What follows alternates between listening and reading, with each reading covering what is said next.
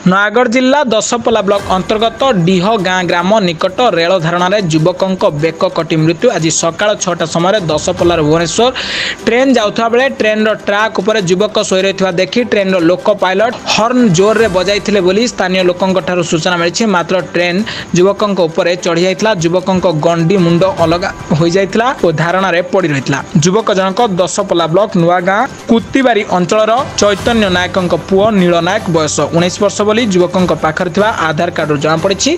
खबर पाई पुलिस धारणास्थल में पहुंची तदंत आरंभ करिछि। तेबे यह हत्या ना आत्महत्या ताहा देखिबाकू बाकी रहिला। दशपल्लार बलभद्र करंक रिपोर्ट ब्लैक न्यूज ओडिया।